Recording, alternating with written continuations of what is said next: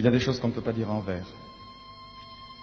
L'autre jour, j'étais dans le métro et j'entends deux dames dire « T'as lu le journal encore, ces juifs avec leurs histoires? Quels emmerdeurs. » C'est vrai, nous sommes des emmerdeurs. Ça fait des siècles qu'on emmerde le monde, c'est dans notre nature, que voulez-vous. Abraham avec son Dieu unique, Moïse avec ses tables de la loi, Jésus avec son autre joue toujours prête à la deuxième baffe, puis Freud, Marx, Einstein, tous ont été des jeûneurs, des révolutionnaires, des ennemis de l'ordre. Pourquoi? Parce que l'ordre, quel que fût le siècle, ne pouvait les satisfaire, puisque c'était un ordre dont ils étaient toujours exclus. Remettre en question, voir plus loin, changer le monde pour changer de destin, tel fut le destin de mes ancêtres. C'est pourquoi ils sont haïs par les défenseurs de tous les ordres établis. L'antisémite de droite reproche aux Juifs d'avoir fait la révolution bolchevique. C'est vrai. Il y en avait beaucoup, en 1917. L'antisémite de gauche reproche aux Juifs d'être les géants du capitalisme. C'est vrai. Il y a beaucoup de capitalistes juifs. La raison est simple. La culture, la religion, l'idée révolutionnaire d'un côté, les portefeuilles et les banques de l'autre, sont les seules valeurs transportables, les seules patries possibles pour ceux qui n'ont pas de patrie.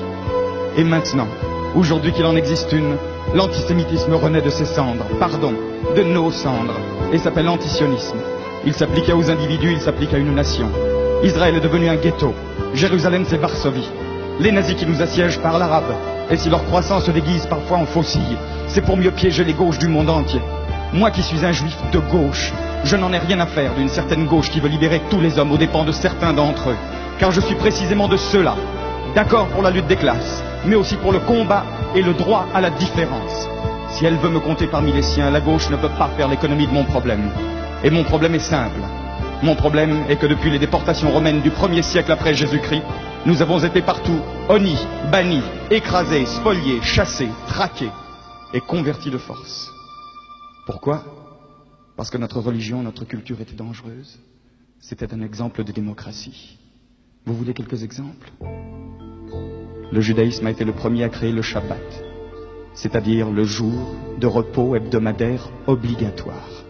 Vous imaginez la joie des pharaons toujours en retard d'une pyramide. Le judaïsme interdit l'esclavage. Vous imaginez la sympathie des Romains, les plus importants grossistes de main-d'œuvre gratuite de l'Antiquité. Il est dit dans la Bible, la terre n'appartient pas à l'homme mais à Dieu.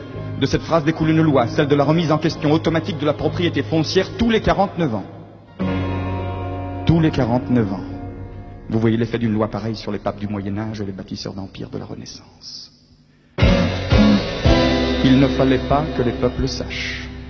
On commença par interdire la Bible, et puis ce fut la médisance, les murs de la calomnie qui devinrent les murs des ghettos, puis l'Inquisition, les bûchers, et plus tard les étoiles jaunes. Auschwitz n'est qu'un exemple industriel de génocide, mais il y a eu des génocides artisanaux par milliers. J'en aurais pour 3 jours, je vous le jure, rien qu'à nommer tous les pogroms d'Espagne, de Russie, de Pologne et d'Afrique du Nord. À force de fuir, de bouger, le juif est allé partout. On extrapole et voilà. Il n'est de nulle part. Nous sommes au rendez-vous, monsieur Chancel. Je suis effectivement de nulle part. Nous sommes parmi les peuples comme l'enfant à l'assistance publique. Je ne veux plus être adopté. Je ne veux plus que ma vie dépende de l'humeur de mes propriétaires. Je ne veux plus être un citoyen locataire. J'en ai assez de frapper aux portes de l'histoire et d'attendre qu'on me dise entrer. Je rentre et je gueule aujourd'hui. Je suis chez moi sur Terre et sur Terre j'aime ma terre. Elle m'a été promise. Elle sera maintenue. Qu'est-ce que c'est que le sionisme? Ça se réduit à une simple phrase. L'an prochain à Jérusalem. Non, ça n'est pas un slogan du Club Méditerranée. C'est écrit dans la Bible, le livre le plus vendu et le plus mal lu du monde. Et cette prière est devenue un cri. Un cri qui a aujourd'hui plus de 2000 ans. Et le père de Christophe Colomb, celui de Kafka, celui de Proust, celui de Chagall, celui de Marx, d'Einstein et même de M. Kissinger l'ont répété ce cri au moins une fois par an le jour de Pâques. Alors le sionisme c'est du racisme? Mais faites-moi rire. Est-ce que 12 France, cher pays de mon enfance, est un hymne raciste? Le sionisme c'est le nom d'un combat de libération. Dans le monde chacun a ses juifs. Les Français ont les leurs, ce sont les Bretons, les Occitans, les travailleurs immigrés. Les Italiens ont les Siciliens, les Yankees ont leurs Noirs, les Espagnols ont leurs Basques. Nous, on a une prérogative. Nous sommes les Juifs de tous. À ceux qui me disent, et les Palestiniens? Je réponds, je suis un Palestinien d'il y a 2000 ans. Je suis l'opprimé le plus vieux du monde. Opprimé quelquefois et souvent même supprimé. Je discuterai donc avec eux, mais je ne leur céderai pas ma place. Il y a là-bas de la place pour 2 peuples et pour 2 pays, pour 2 nations. Les frontières seront à discuter ensemble, mais l'existence d'un pays ne peut en aucun cas exclure l'existence d'un autre. et les options politiques d'un gouvernement n'ont jamais mis en cause l'existence d'une nation. Alors pourquoi Israël? Quand Israël sera hors de danger, je choisirai parmi les Juifs et mes voisins arabes ceux qui me sont frères par les idées. Aujourd'hui, je me dois d'être solidaire avec tous les miens, même ceux que je déteste, au nom d'un ennemi insurmontable, le racisme. Descartes avait tort. Je pense donc je suis. Ça ne veut rien dire. Nous, ça fait 5000 ans qu'on pense, et nous n'existons toujours pas. Je me défends, donc je suis.